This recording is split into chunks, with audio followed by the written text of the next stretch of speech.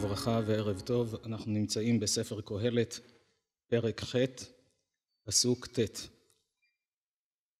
בתחילת הפרק הזה פונה שלמה המלך לכל אדם ואומר לו, תהיה חכם, תחכים בחוכמה האלוקית, ובין העצות הוא אומר לו, פי מלך שמור ועל דברת שבועת אלוהים. כלומר, כשיש מלכו של עולם שאומר לך, אז כדאי לציית, בפרט שבהר סיני הייתה שבועה של עם ישראל. יחד עם זאת הוא אומר לו, אם מעדת ונפלת, אל תתייאש, אל תיבהל מפניו תלך. כלומר, גם אם טעית, אז לא מפניו, מהכעס שלו, מלשון וחרף השם, פני השם, אל תיבהל מפניו תלך, אלא תדע שהוא אוהב אותך אחרי הכל, אתה יכול לתקן, אתה יכול לשנות. מצד שני, אל תעמוד בדבר רע, אל תישאר במצב לא טוב, אלא תעלה ותתרומם, כי כל אשר יחפוץ יעשה. כלומר, אלוקים לא כפוף לאף אחד אחר, ואם הוא רוצה למחול, לסלוח, לחבק ולאהוב, הוא יכול לעשות את זה. אז תשתמש בהזדמנות הזאת. באשר דבר מלך שלטון, ומי אומר לו מה תעשה. וכן הלאה, את זה ראינו בשיעור הקודם, וכעת בפסוק ט' הוא אומר, את כל זה ראיתי ונתון את ליבי, לכל מעשה אשר נעשה תחת השמש, עת אשר שלט האדם באדם לרע לו. לאחר שאמר שתדע שהכל עולה לפני הקדוש ברוך הוא והכל גלוי לפניו, ואדם שעושה מעשים לא טובים, הדברים אם הוא לא מתקן את עצמו זה נשאר, עושה מעשים טובים מקבל שכר. את כל זה ראיתי, אומר שלמה המלך, כלומר ראיתי גם מתוך הניסיון, גם מתוך ההיסטוריה, ונתון את ליבי, לא רק ראייה שטחית אלא גם התבוננתי בדברים, לכל מעשה אשר נעשה תחת השמש, עת, כלומר מה קרה בזמן, אשר שלט האדם באדם לרע לו. המילים לרע לו יש להם משמעות כפולה. אדם ששלט באדם אחר כדי להרע לו, ואז מה קרה? זה הפך להיות לרע לו. לאותו אדם שרצה לשלוט בשני ולהציק לו, הקדוש ברוך הוא מסובב את הדברים שבסוף הוא זה שיפגע. למשל פרעה שלט בעם ישראל, לקח אותם כעם של עבדים, נתן להם שיבנו עבודת פרך. בספר יוסיפון, ספרו של יוסף בן מתתיהו, ההיסטוריון מסוף ימי בית שני, הוא כותב שמסורת בידינו שהפירמידות שבמצרים נבנו על ידי אבותינו בזמן השעבוד שם. הבאנו את המקורות בספר ארכיאולוגיה תנכית. אז לכאורה פרעה מרגיש טוב, תראה איזה פירמידות, איזה עוצמות, מה עשיתי, אני מרוויח, שלטתי בעם אחר ואני מרוויח. אבל מה קרה בסופו של דבר? 10 מכות, כל הצבא טבע בים סוף, המצרים קיבלו מכה אנושה. כך גם אדם שהתבונן בעוד סיפורים מתוך ההיסטוריה. המן ביקש להשמיד, להרוג ולאבד את כל היהודים. וחש בתוכו שנאה עצומה למרדכי, כי כולם משתחווים אליו ורק מרדכי לא יכרע ולא ישתחווה. זרש אשתו וכל אוהביו אמרו לו, מה הבעיה? היום היית במסיבה עם אסתר, ומחר יש לך עוד מסיבה, הרי כך הוא סיפר להם, וגם למחר אני קראו לה עם המלך, וכל זה איננו שווה לי, הכל לא שווה כשאני רואה את מרדכי לא קורע ולא משתחווה. ויאמרו לו זרש אשתו וכל אוהביו, יעשו עץ גבוה 50 אמה, בבוקר אמור למלך ויתלו את מרדכי, ואתה תבוא עם אסתר אל המשתה שמח. ויטב הדבר בעיני המן, ויעש העץ. 50 אמה זה עץ באורך 25 מטר. אפילו היום קשה למצוא קורה של 25 מטר. מאיפה היה לו עץ כזה גבוה? חז"ל אומרים שהיה שווה לו, היה לו ארמון פאר, פרק את הרעפים, כי הקורה המרכזית הייתה 50 אמה. פרק את הגג של הבית, אמר אחרי זה נסתדר, אבל כשאדם טעון בשנאה להוט כולו, אמר אני חייב כמו שיעצו לי 50 אמה, 50 אמה זה היה גובה שמכל הבתים בשושן הבירה היו רואים אותו תלוי. לכן אמרו לו תיקח 50 אמה שמקצה העיר יראו את מרדכי תלוי. זו נקמה הכי מתוקה שיש לך. אל תתלה אותו בסתר, שכולם יראו אותו. פרק את הרעפים של הבית שלו. תקע את הקורה הזו בתוך האדמה, אל תוך הלילה. בשעת לילה מאוחרת הלך לראות אולי אחשוורוש ער ויסכים לתלות את מרדכי. ואז נדדה שנת המלך, הסיפור ידוע ממגילת אסתר. בסופו של דבר, מי נתלה על העץ שהוא כל כך טרח והתאמץ לתלות עליו את מרדכי? הוא עצמו נתלה עליו. הוא רצה להרע לאדם אחר, אבל הוא לא שם לב, אתה רוצה להרע לו, אתה כולך בוער משנאה, תדע שבורא עולם יהפוך את זה. בסופו של דבר, המן הוא זה שנתלה. וכן עוד הרבה סיפורים כאלה בהיסטוריה, שאדם ניסה להזיק לאחרים, בסוף הוא נפל בבור שבו הוא קרא לאחרים. על זה כתוב בפסוק, יושב בשמיים משחק, השם ילעג למו. מה זה יושב בשמיים משחק? יש צחוק אצל הקדוש ברוך הוא? מה מצחיק אותו? על מה יש לו לצחוק? כשמתבוננים בעומק בכל העניין הזה של הצחוק שנמצא אצלנו בני האדם, רואים שזו תופעה מאוד מיוחדת. בעלי חיים רואים ובני אדם רואים. בעלי חיים אוכלים ובני אדם אוכלים. בני אדם זזים, גם בעלי חיים. יש הרבה מכנה משותף בין אדם לבין בעלי חיים. אבל פעם מישהו ראה פרה צוחקת כשהוא ראה את חברה שלה מחליקה בבוץ? אין בעולם בעלי חיים שצוחקים. אפשר אצל הקופים לפעמים לראות איזה עיוות כזה, אבל אתה לא רואה צחוק כמו אצל בני אדם, שמעו בדיחה טובה, ראו מעשה מצחיק וצוחקים. כלומר, הצחוק הוא ייחודי לבני אדם. מה זה בעצם הצחוק? אם ננסה להבין, מה זה העיקום הזה של השפתיים כלפי מעלה, ואדם משמיע קולות של צחוק, מאיפה זה בא? מה פשר התופעה המוזרה הזאת שהיא קיימת אצלנו ואין בכל בעלי חיים? התשובה היא, הצחוק לא שייך לעולם החי, אלא רק לעולם המדבר. למה? כי האדם נברא בצלם אלוקים. ואלוקים יושב בשמיים משחק. ניכנס לדברים יותר בעומק, נבין מה המשמעות של הצחוק אצלנו, ואיזו בשורה טובה יש בצחוק הזה. מתי אנשים צוחקים? שומעים בדיחה, רואים דבר מצחיק, צוחקים. אבל כששומעים בדיחה, מיד כשמתחילים לספר כבר צוחקים? בדרך כלל אנשים מקשיבים, רציניים. ברגע שהסיפור לוקח תפנית שלא חשבו עליה, אז צוחקים. כלומר, אם המוח עובד בסגנון מסוים, מצפה שהסיפור יימשך במסלול הזה. פתאום שומעים תפנית, זה גורם לפרץ צחוק. פתאום האדם מרגיש צורך, זה עושה אותו מאושר, שמח, עד כדי שהוא פורץ בצחוק. מתי יושב בשמיים משחק? המן מכין את העץ כדי לתלות את מרדכי, הקדוש ברוך הוא מחייך, אומר לו, אתה כזה רע, תדע שזה בשבילך. פרעה מענה את עם ישראל, מטביע את התינוקות שלהם בים, אומר לו הקדוש ברוך הוא, תדע, זה מה שיקרה בסופו של דבר לפרעה ולעמו. הוא מצווה כל הבן הילוד היאורה תשליכו את כל התינוקות. למה? כי אמרו לו החוזים בכוכבים, היום נולד מושיעם של ישראל והוא עתיד לסבול במים.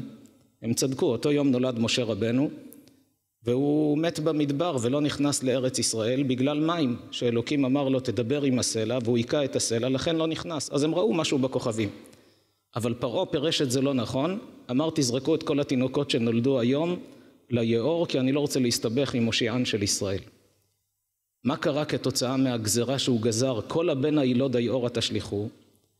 לאמו של משה לא הייתה ברירה, שמה אותו בתיבה, הניחה אותו ביאור ליד הכנסוף, בת פרעה יצאה לרחוץ ביאור, רואה תיבה, פותחת, אומרת מילדי העברים זה איזה ילד מתוק. ניסתה לבקש מהמצריות שיניקו אותו, הוא לא מוכן. לא מוכן לינוק מחלב שלא יהודיה. אחותו מרים עומדת מרחוק, אחותו הגדולה, לראות מה יקרה עם אחיה שנמצא בתיבה, רואה את כל מה שקורה שם. ניגשה לבת פרעה ואומרת לה, האלך וקראתי לך אישה מנקת מן העבריות? היא אומרת, בסדר, תביאי מישהי, אלה לא מצליחות. למי היא קראה? לאמא שלו. היא מניקה, הוא יונק בשמחה. אומרת לבת פרעה, תניקי את הילד ואני אשלם שכרך. עוד פרעה משלם לאמא של משה רבנו, שהיא תניק את הבן שלה. למה? כי הוא ציווה כל הבן הילוד היאורה תשליכו. ומשה גדל כנסיך בביתו של פרעה, בארמון של פרעה, ומשם הוא יצא לגאול את ישראל. יושב בשמיים משחק. אתה חושב ללכת במסלול כזה? אומר הקדוש ברוך הוא, תראה שאני יכול לנתב לכיוון אחר. הצחוק האלוקי הוא לא כמו אצלנו. הקדוש ברוך הוא אינו גוף ולא דמות הגוף, לא שייך אצלו צחוק כמו שאנחנו צוחקים. רק אצלנו הצחוק בא כי אנחנו נבראנו בצלם אלוקים. מה המטרה שהקדוש ברוך הוא ברא את הצחוק בעולם דווקא בבני אדם? בצחוק יש בשורה גדולה לאדם. שהאדם רואה אפילו בדיחה שלא קשורה אליו, שמע סיפור, פתאום הסיפור קיבל תפנית שהוא לא חשב על התפנית הזאת, מיד הנשמה שמחה. כי זה אומר גם אם אני בצרות, פתאום יכולה להיות תפנית שתוציא אותי מצרה לרווחה. לכן הנשמה צוחקת באותה שעה. הנשמה שמחה כי יש לה הוכחות מהסיפור הזה לחיים הפרטיים שלה. שגם אם יש קשיים ויש צרות, וגם אם הרופאים אומרים שאין תקווה, וגם אם האדם נמצא על סף ייאוש, אבל הוא יודע, הנשמה יודעת מתוך כל הסיפורים שיש בעולם, שהקדוש ברוך הוא יכול בשניות לחולל תפנית, והכל יתהפך לטובה ולברכה.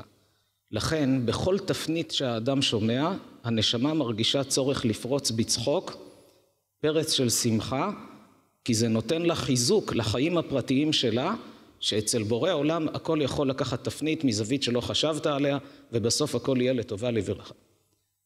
אומר שלמה המלך, ראיתי ונתון את ליבי לכל מעשה אשר נעשה תחת השמש, עת אשר שלט האדם באדם לרע לו. הוא רצה להרע לו, בסוף זה יתהפך עליו לרע לו, משמעות כפולה במילים האלה. ממשיך שלמה לחזק אותנו ואומר כך, כדי שנתבונן בראייה יותר רחבה, יותר כוללת, על פי מה שהוא גילה, על פי מה שהוא ראה. ובכן, ראיתי רשעים קבורים ובאו, וממקום קדוש יהלכו, וישתכחו בעיר אשר כן עשו. גם זה הבל. אומר שלמה המלך, ראיתי ברוח הקודש. פה הוא מדבר על ראייה רוחנית גבוהה, כי הוא מדבר על ממדים של עולמות עליונים. רשעים קבורים, בקבר המצבה נראית כמו כל המצבות שמסביב. אבל זה שקבור שם, כשהוא בא לעולם האמת, ובאו, אני רואה את הנשמה מגיעה למעלה, וממקום קדוש יהלכו, מגרשים אותם מגן עדן, לא נותנים להם להיכנס לשם.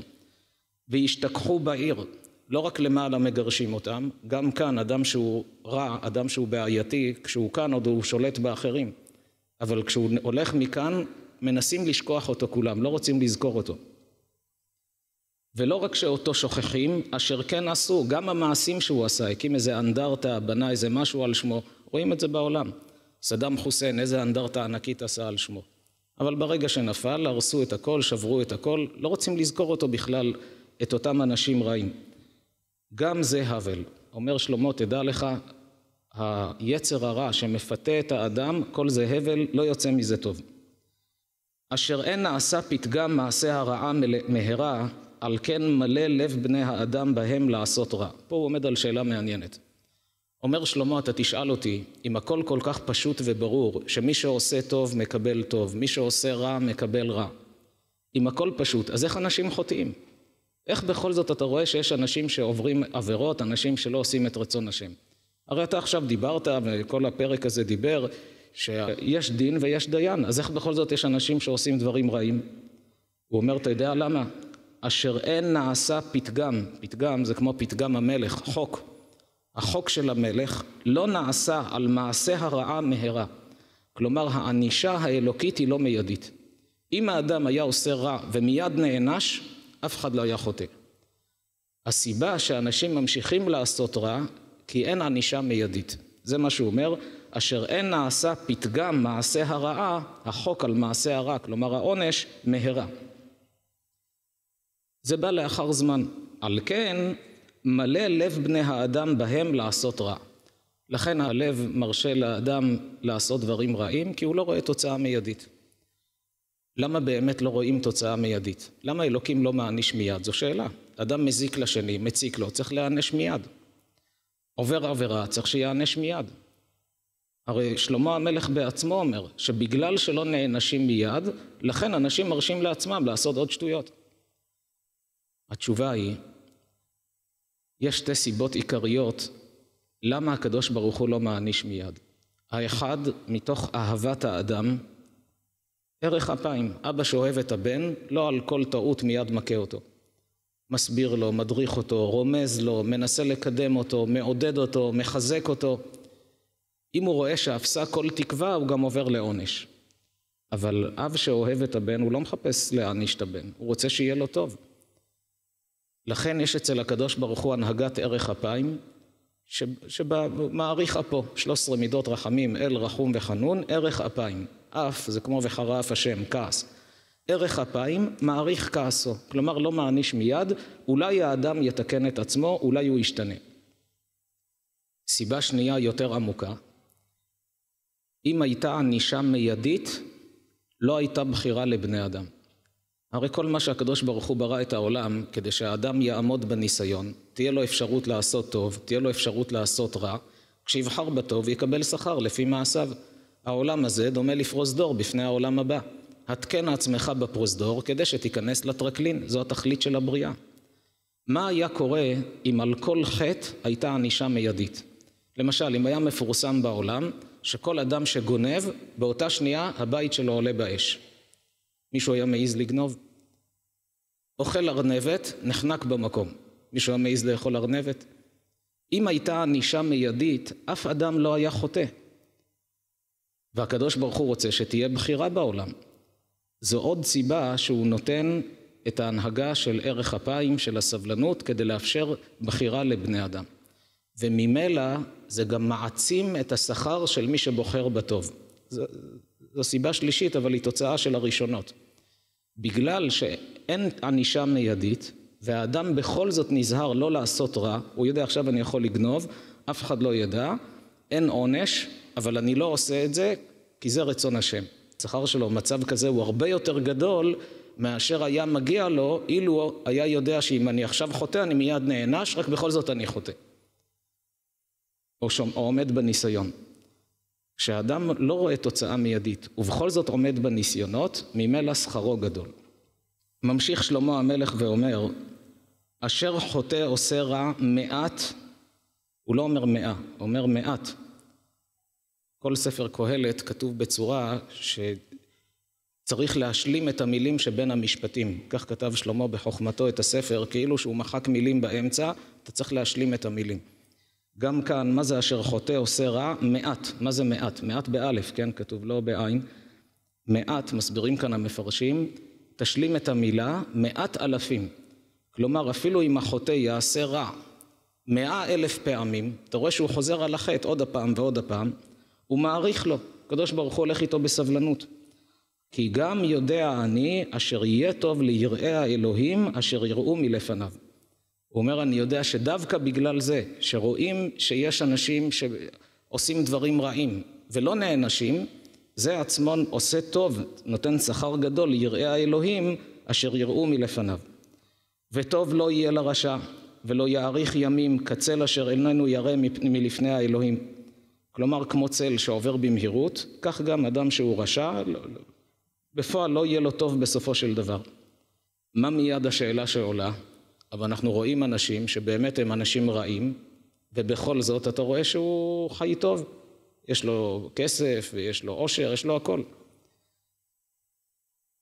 לשאלה הזאת, מפני מה יש צדיק ורע לו, רשע וטוב לו, מתייחס שלמה בפסוק הבא.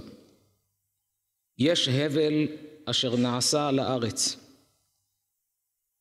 הבל זה דבר שהוא לא נראה, כמו עדים באוויר. הוא אומר, יש דבר שאתה לא מבין את ההסבר שלו. אשר יש צדיקים אשר מגיע עליהם כמעשה הרשעים, ויש רשעים שמגיע עליהם כמעשה הצדיקים. אמרתי שגם זה הבל. דבר לא מוסבר. הוא אומר, אני רואה במציאות בעולם, יש צדיקים שסובלים כאילו שהם רשעים. ויש רשעים שטוב להם כאילו שהם צדיקים. מה ההסבר? מה ההיגיון? בהמשך אומר שלמה, תדע לך שאתה צריך ללכת בענווה כלפי אלוקים. ברגע שאתה יודע שיש בורא לעולם שמנהיג את הבריאה, אז ודאי שיש לזה סיבה. אבל מה הסיבה? בספר חובות הלבבות, בשער הביטחון, בפרק שלישי, פרק ג', כותב כמה סיבות אפשריות למצב שאתה רואה צדיק שרע לו. בדרך כלל, חשוב להדגיש את זה, בדרך כלל צדיק טוב לו ורשע רע לו. זה בדרך כלל. אבל למה לפעמים אתה רואה צדיק ורע לו, רשע וטוב לו? גם הלפעמים הזה זו שאלה גדולה, למה זה קורה בכלל? אומר שם חובות הלבבות, יש כמה סיבות אפשריות. יש צדיק, כמו שכתוב בפסוק, ישבר לא ידע וכסיל לא יבין את זאת, בפרוח רשעים כמו עשב ויציצו כל פועלי אבן. אבל הוא אומר התשובה להישמדם עדי עד, כלומר מקבלים את מיעוט שכר מצוותיהם בעולם הזה, ומגיעים לעולם הבא בלי כלום. למה? כי כדי לנקות אותם בעולם הבא, אי אפשר להכניס אותם למקום של הניקיון, כשיש עליהם את האור של המצוות המעטות שיש. אז מקבלים שכרם כאן, ושם עוברים את הניקוי הלא פשוט הזה. לעומת זאת אצל הצדיק זה בדיוק הפוך. צדיק כתמר יפרח, לא כמו עשב.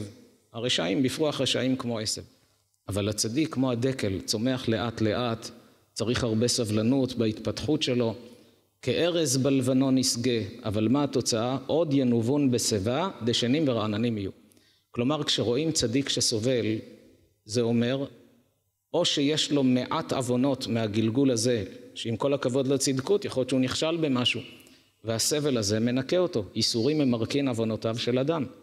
או שיש לו מהגלגול הקודם, ועכשיו הוא מנקה אותו. כמו שחז"ל מספרים, בתנ"ך כתוב על איוב, שאיוב מתלונן לפני הקדוש ברוך הוא, למה אני כל כך סובל? הרי הוא היה עשיר, והיו לו ילדים ומשפחה ונכסים, והיה אדם טוב. ולפתע נחתו עליו צרות, צרה אחר צרה. חבריו באו לנחם אותו, לעודד אותו, ישבו איתו כמה ימים בלי לפצות פה. היו איתו כמה ימים בלי לדבר, לא היו מסוגלים, כשראו לאיזה מצב הוא, כל גופו מלא צרת, עוני, ילדיו נפטרו, איזה סבל. לא היה להם מה לומר. אחרי כמה ימים התחילו לומר לו, איוב, אתה צריך לתקן את עצמך, כנראה שיש לך איזה עוון, תבדוק מה אתה לא בסדר. ואיוב נעלב, הוא אומר, אני כן בסדר. הוא אומר, אבל אם אתה סובל כל כך הרבה, כנראה שעשית איזה עוון. והוא לא מבין מה הם רוצים. ומתחיל ויכוח גדול ביניהם, כמו שרואים שם בספר איוב. לקראת הסוף, ויען השם לאיוב מתוך הסערה. הקדוש ברוך הוא מתערב בשיחה. והוא אומר לאיוב, איפה היית ביוסדי ארץ? איפה היית כשבראתי את העולם? אתה היית איתי ביחד וראית את כל ההיסטוריה העתידה? אם היית איתי, לא היית שואל שאלות, כי היית רואה את כל התמונה. האדם נולד, חושב שהחיים מתחילים בלידה, מת, חושב שהחיים נגמרו במוות. זה לא נכון. החיים האלה הם בסך הכל קטע מתוך סרט אחד ארוך. יש לפני, יש אחרי. הראה לו הקדוש ברוך הוא את דמותו של תרח. תרח היה אביו של אברהם אבינו שהיה מוכר עבודה זרה. אמר לו, תדע שאתה זה הוא. בגלגול הקודם אתה איוב היית תרח. ואותה נשמה חזרה לעולם רק בלבוש אחר. הוא מחליף את הבגדים בסך הכל, אבל זה אותו אדם שהיה לפני. הגוף הוא סוג של לבוש, אז החלפת את הלבוש. אבל אתה אותו אדם שהיית אז. אז נכון, היום אני מעיד עליך שאתה איש ירא אלוהים ושר מרע, כמו שכתוב שם בספר איוב, שהוא היה איש צדיק. אבל יש לך איזה קטע מהגלגול הקודם, האיסורים האלה נועדו לטהר אותך, לנקות אותך, ואז שוב תחזור לגדולתך ולמעמדך, כמו שכתוב בסוף ספר איוב, שחזר שוב כל מה שהיה לו לפני כן, הכל חזר אליו. אז יש מצב שהצדיק הוא באמת צדיק, אבל יש לו איזה דבר שאנחנו לא יודעים מה הוא היה בגלגול הקודם. יש מצב של צדיק שסובל בעוון הדור, שזה דבר שמעורר שאלה. למה הוא צריך לסבול בעוון הדור? אם הוא צדיק הוא צריך לסבול? אבל התשובה שבגלל שכל נשמות ישראל מחוברות וקשורות אחת בשנייה, בסבל הקטן שלו הוא יכול להציל אלפים אחרים. בגלל הצדקות שלו במקום גבוה. זה כמו לב, לא כמו אצבע קטנה. מבחינת, אם כל עם ישראל זה גוף אחד, אז הצדיק הזה הוא כמו לב. הסבל שלו מקביל לסבל של אלפים. אותם אלפים שניצלו בזכותו, מצרות, מסבל, אפילו ממוות, כשהוא מגיע לעולם האמת, הוא מקבל שכר על ההצלה של כולם. ואם שם נשאל אותו, תגיד, היה משתלם הסבל שקיבלת של צדיק סובל בעוון הדור? הוא יאמר ודאי, על סבל קטן, תראה איזה שכר אני מקבל בעולם האמת. אז גם זה לטובתו. יש עוד דבר מעניין שבחובות הלבבות כותב שם, וזה לא כל כך מפורסם, הוא כותב שלפעמים צדיק גמור סובל, כי הוא יכל לחזק אחרים שהתחזקו בתורה, מצוות, מעשים טובים, תשובה, והוא לא עשה. לכן הוא סובל. כלומר, צדיק שהוא צדיק רק בשביל עצמו, ולא אכפת לו מהעולם. הוא אומר, טוב לי עם עצמי, אני ברוך השם, לומד תורה, הילדים שלי מחונכים, טוב לי עם עצמי, אני מאושר עם אשתי, מה אכפת לי מהעולם? על זה הוא נענש. מאוד מעניין, את זה מביא שם בחובות הלבבות בשער הביטחון פרק ג', שזו עוד סיבה שצדיק יכול לסבול. למה? כי הוא דואג רק לעצמו ולא דואג לאחרים. החתם סופר כותב, למה אברהם אבינו, הקדוש ברוך הוא קרא לו אברהם אוהבי, כינה אותו בשם אוהבי. היו הרבה צדיקים שלא זכו לתואר הזה, שהקדוש ברוך הוא יגיד זה אוהבי. כדוגמה הוא מציין את חנוך, ויתהלך חנוך את האלוהים ואיננו כי לקח אותו אלוהים. חז"ל אומרים שחנוך היה אדם, עוד בתקופה ההיא של לפני נוח, שכל כך התקדש, כל כך התעלה, עד שהקדוש ברוך הוא הפך אותו למלאך, גוף ונשמה, הפך אותו למלאך ולקח אותו למעלה בתור מלאך. אז לכאורה, אדם שהפך להיות מלאך הוא יותר מאברהם אבינו. למה הוא לא קורא לו חנוך אוהבי? למה דווקא אברהם אוהבי? משיב החתם סופר, מלאכים לא חסר לקדוש ברוך הוא למעלה. הוא רוצה אנשים שידאגו לאחרים. אם אברהם לא היה דואג לאחרים, היה יושב עם עצמו, מתקדש, מתעלה, גם הוא יכל להגיע למדרגות גבוהות. ואברהם עם כל הגדולה שלו, שהוא נביא, אלוקים מדבר איתו, והוא הולך לשכנע אנשים שעבודה זרה זה שטויות, אל תשתחוו לפסל. לאברהם לדבר על זה בכלל זה תת רמה. הוא צריך לשכנע אנשים שהעץ שחתכו אותו, חצי שמו תחת הסיר לבשל גחלים, ואת החצי השני עשו ממנו דמות, הוא צריך לשכנע אותו, זה לא אלוהים. תפעיל את השכל שלך. איך אפשר להגיד שזה אלוהים? אתה נתת את העץ הזה. אבל אז היה יצר הרע, זה לא היה שכל, זה היה יצר שבוער באדם, עד שביטלו את היצר הרע של עבודה זרה. אצל אברהם ללכת לדבר, לשכנע אנשים שעבודה זרה זה הבל, זה הוריד ממנו.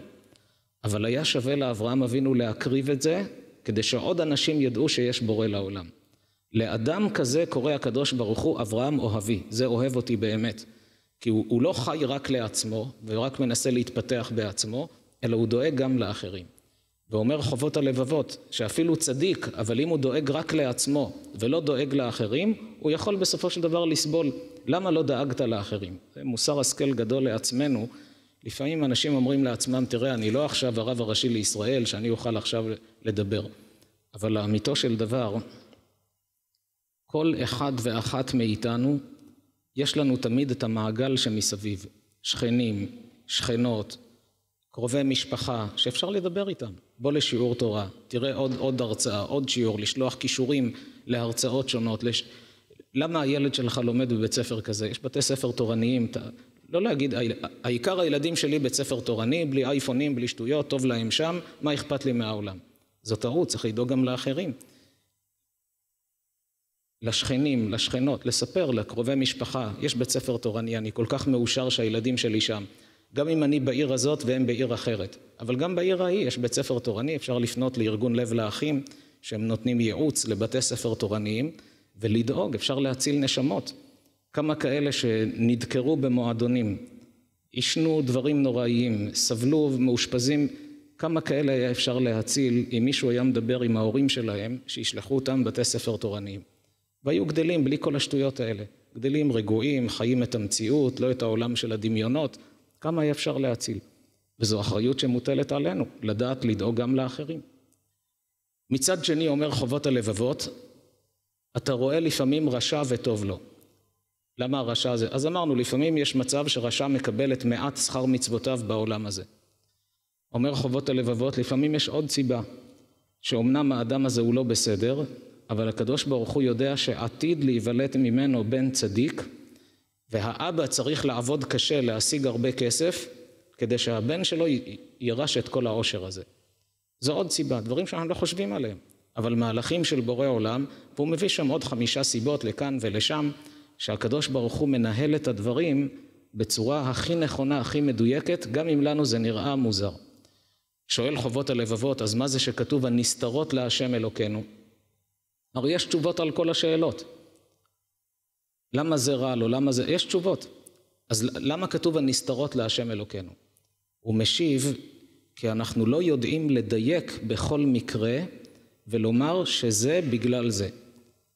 לא יכולים לדעת האם הצדיק הזה סובל בגלל גלגול קודם, או בעוון הדור, או בגלל שהוא לא מוכיח אחרים. זה כבר הנסתרות להשם אלוקינו. כלומר כך, אנחנו אמורים להרגיע את עצמנו ולדעת שעל כל שאלה יש תשובה. גם אם אני לא יודע את התשובה, ודאי שיש תשובה, רק אני לא יודע במקרה הזה מה התשובה הנכונה מתוך כמה תשובות אפשריות. על זה נאמר הנסתרות להשם אלוקינו. נקרא שוב את לשונו, יש הבל, דבר נסתר כמו עדים, אשר נעשה על הארץ, אשר יש צדיקים אשר מגיע עליהם כמעשה הרשעים, ויש רשעים שמגיע עליהם כמעשה הצדיקים. ועל זה מתפלא שלמה המלך ומאיר שזה דבר שהוא מטריד הרבה אנשים ויכול לבלבל אותם. נקודת המוצא היא שהאדם צריך לבוא בענווה. אדם שבא בענווה כלפי אלוקים, הוא לא מתנשא. הוא לא אומר לעצמו, אם אני לא יודע את ההסבר, אז אני בועט בכל. באמת, אדם שיתבונן מי הוא לפני הקדוש ברוך הוא. יראה את כל הכוכבים שהקדוש ברוך הוא ברא, כל הגלקסיות. קצת יקבל פרופורציה, איפה אני ואיפה אלוקים. אדם שיקח את המפה של תל אביב, וינסה לצייר את עצמו בתל אביב. ייקח מהעירייה, מפת העיר תל אביב, אתה יכול לצייר את עצמך בתוך העיר, אם עשית נקודה ברחוב זה כבר בניין. אז האדם ביחס לתל אביב הוא כלום. ותל אביב ביחס לכל הארץ, כך מפה של ארץ ישראל, תל אביב היא נקודה. וארץ ישראל ביחס לעולם, לפעמים צריך להפוך את הגלובוס כמה פעמים כדי לגלות איפה ישראל מסתתרת שם. אז מי האדם ביחס לכדור הארץ? וכדור הארץ ביחס לשמש, כלום. והשמש עצמה, יש כוכבים גדולים ממנה שהיא כמו נקודה ביחס לכוכבים האלה. והגלקסיות, ובפסוק כתוב, שאו מרום עיניכם וראו מי ברא אלה, לכולם בשם יקרא. אצל הקדוש ברוך הוא לכל כוכב יש שם, כי יש לו תפקיד, יש לו מטרה. יש היום מדען שיודע להסביר מה התפקיד של כל כוכב מכל הגלקסיות, אפילו לא מכירים את כל הכוכבים הרחוקים. ואצל הקדוש ברוך הוא לכל כוכב יש שם, יש לו מטרה. ואם הוא יתפוצץ ונולד כוכב אחר, אז יש מטרה, למה זה יתפוצץ ולמה זה נולד. כשאדם חי בצורה כזאת, מקבל ענווה, אז הוא אומר, אני אמור להבין את אלוקים, את כל החשבונות שלו, אז קיבלנו כיווני חשיבה. אבל ודאי שבורא עולם אל אמונה ואין עוול, צדיק וישר הוא. כך כשאדם מסתכל אפילו על הגוף שלו, על גוף האדם, לא צריך להסתכל על כוכבים. כמה הגוף שלו מורכב. פעם חשבו שמכירים את כל פלאי גוף האדם. עד שגילו שיש מולקולות, היו בטוחים שכבר יודעים איך הגוף בנוי, גילו את ה-DNA. כל פעם שבטוחים שהגיעו כבר לפסגת הסודות שמסתתרים בגוף האדם, ראו שלא יודעים כלום, יש עוד הרבה דברים, מי יודע גם היום כמה שיודעים ועומדים נפעמים איך מערכת החיסון עובדת, איך מערכת העצבים, איך מערכת הראייה, מערכות אדירות כמו חשמל ותדרים ושדרים ומערכת החיסון כמו חיילים. יש במערכת החיסון את הכדוריות הלבנות שהן קוטלות חיידקים, אבל יש ביניהם כאלה שהם בעלי עוצמה שהם מזהים את החיידק, מדווחים אחרי שהם טורפים את החיידק, הם מסמנים על עצמם איזה סוג של חיידק הם טרפו, ומעבירים מסר לגוף שייצר עוד נוגדנים שמתאימים לאותו חיידק. ואיך הם מגיעים אותם נוגדנים, כדוריות לבנות, למקום של הפיגוע, איפה שיש פצע שנכנס אויב, החיידקים נכנסים. הם לא רק עוברים דרך העורקים, כמו שיש הזעקה ויש אמבולנסים שעולים על איי תנועה ונכנסים דרך אין כניסה, כך גם הכדוריות הלבנות משנות צורה, יכולות להיכנס דרך הדפנות של העורקים, של הוורידים, לעקוף את הכל כדי להגיע במהירות למקום של הפיגוע. אדם מסתכל בגוף האדם, עומד נפעם, מקבל ענווה כלפי הקדוש ברוך הוא. זקני ירושלים סיפרו סיפור מעניין שמלמד עד כמה, ככה נותן כיוון חשיבה, שהאדם בגאווה שלו כבר בטוח שהוא האלוקים. הקדוש ברוך הוא ברא אותו בצלם אלוקים, והוא מדמיין שהוא האלוקים האמיתי. זקני ירושלים סיפרו מה שראו בעיניהם מוסר השכל, כשבנו את בית הכנסת ברובע היהודי בירושלים, בית הכנסת ניסן בק קראו לו, שלפני שנים רבות, הביאו צייר, אומן ממדרגה ראשונה, ביקשו ממנו שיצייר על הקיר, אמרו לו מה הם רוצים שיצייר, והוא צייר. היה יודע לצייר בתלת ממד, מאוד מרשים. כשהוא צייר ציפורים, ביקשו ממנו על הקיר הזה צייר ציפורים, אנשים נכנסו לבית כנסת, בשנייה הראשונה לא הבינו מה הציפור עושה פה על הקיר. הציפור הייתה נראית כאילו היא חיה. כל כך היה אומן בציור שלו. אחר כך אמרו לו כאן בפינה הזאת, תצייר ספרייה. לא יכלו להעמיד ספרייה, אז אמרו לו שיצייר ספרייה. הוא צייר ספרייה שהייתה כל כך מוחשית, עד שהוא עצמו כששתה קפה הניח על המדף. ואז לפתע ראה שהכוס נפלה והתנפצה. הוא עצמו כבר התבלבל, מרוב שהספרייה הייתה נראית מוחשית. הזקני ירושלים היו אומרים, כתוב בגמרא, מסכת ברכות, על הפסוק אין צור כאלוהינו. אומרת הגמרא, אין צייר כאלוהינו. שהאדם מצייר ציור, כל אחד מאיתנו מצייר ציור של בן אדם, אז יש ציור. והקדוש ברוך הוא יצר צורה בתוך צורה, שבתוך גוף האדם עוד יש מערכות ויכול עובר להתפתח, צורה בתוך צורה, אין צייר כאלוקינו. באותה תקופה הם שאלו, וכי זה שבח לקדוש ברוך הוא שהוא צייר? יש לו כל כך מעלות, כל כך גדולה, אז צריך להגיד אין צייר כאלוקינו, מה המעלה הזאת שהקדוש ברוך הוא צייר? אז הם אמרו כך, הצייר הזה שהם הביאו לצייר בבית הכנסת ניסן בק, צייר ציפורים שמי שראה אותם היה בטוח שהן אמיתיות. והוא צייר ארון של עץ שהצייר עצמו חשב שהוא אמיתי. ואלוקים יצר ציור שהציור חושב שהוא אמיתי. הציור עצמו חושב שהוא אמיתי. האדם עצמו חושב שהוא אלוקים, שהוא מעל הכל. אין צייר כאלוקנו, תראה איזה ציור הוא יצר. שהציור עצמו כבר מדמיין כאילו שהוא הצייר, כאילו שהוא עשה את הכל. אבל אדם צריך לבוא בענווה לפני הקדוש ברוך הוא, מקבל את הדברים מתוך אהבה, מותר לשאול, מותר להתעניין, אבל לא נשבר אם הוא לא מקבל תשובה על אותה שאלה שמטרידה אותו. ממשיך שלמה ואומר, טוב, אז מה המסקנה של כל זה? ושיבחתי אני את השמחה. במקום להתעסק עם שאלות שיסבכו אותך, אתה יודע שיש עליהן תשובות, אתה לא יודע, התשובה נכונה כאן, מה בדיוק, תהיה שמח, אשר אין טוב לאדם תחת השמש, כי אם לאכול ולשתות ולשמוח, והוא ילבנו בעמלו ימי חייו אשר נתן לו האלוהים תחת השמש. מה זה לאכול ולשתות ולשמוח? מסבירים כאן המפרשים, הרי אחר כך כתוב, והוא ילבנו בעמלו, זה מה שילווה אותו לעולם האמת.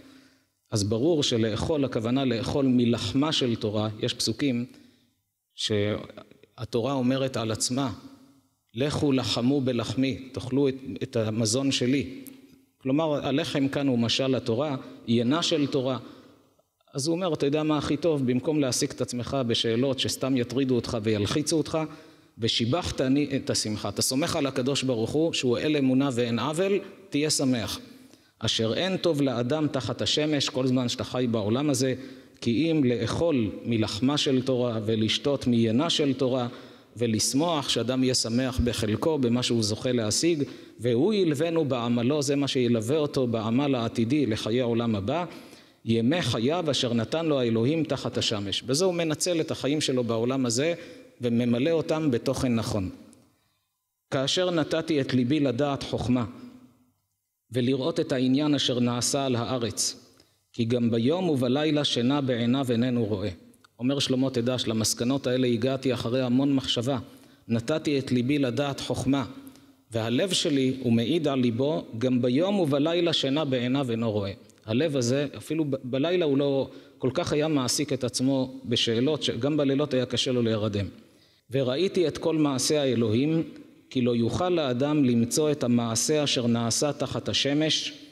כלומר, כמה שאדם יתאמץ להבין עד הסוף את דרכי ההנהגה של הקדוש ברוך הוא לא יצליח להבין עד הסוף. וזה הגיוני. אחד החכמים אמר, אילו ידעתיו הייתיו. אם הייתי, שם הוא דיבר על המהות האלוקית, אם הייתי יודע מהו בדיוק, כבר הייתי כמוהו בדיוק. כלומר, אדם כלפי אלוקים צריך לקבל ענווה, לדעת שאתה פחות ממנו וסומך עליו. וראיתי את כל מעשה האלוהים, כי לא יוכל האדם למצוא את המעשה אשר נעשה תחת השמש. אדם לא יוכל להבין עד הסוף כל מעשה שאלוקים עושה, מה השיקולים. כי אתה לא רואה את כל התמונה, את הגלגולים הקודמים ואת העתיד. בשל אשר יעמול האדם לבקש ולא ימצא.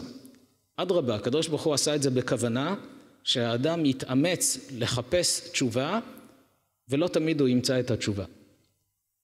למה עשה את זה הקדוש ברוך הוא? כי כך בעצם גדל שכרו של האדם, שגם כשהוא לא מבין את מעשה האלוקים, אבל הוא הולך איתו בענווה, זה מגדל אותו. וגם אם יאמר החכם לדעת, לא יוכל למצוא. אפילו אם יגיד אדם, טוב, עכשיו אני לא יודע, עוד 100 שנה אני ידע, הוא אומר, תדע, אתה לא תוכל לדעת הכל. תוכל לדעת הרבה, אבל לא תוכל לדעת הכל. ממילא האדם הולך בענווה, חי מתוך שמחה, יודע שהוא הולך בדרך אמת, טוב לו בעולם הזה וטוב לו בעולם הבא. ויהי רצון שנזכה במהרה לגאולה שלמה בחסד ורחמים, אמן ואמן.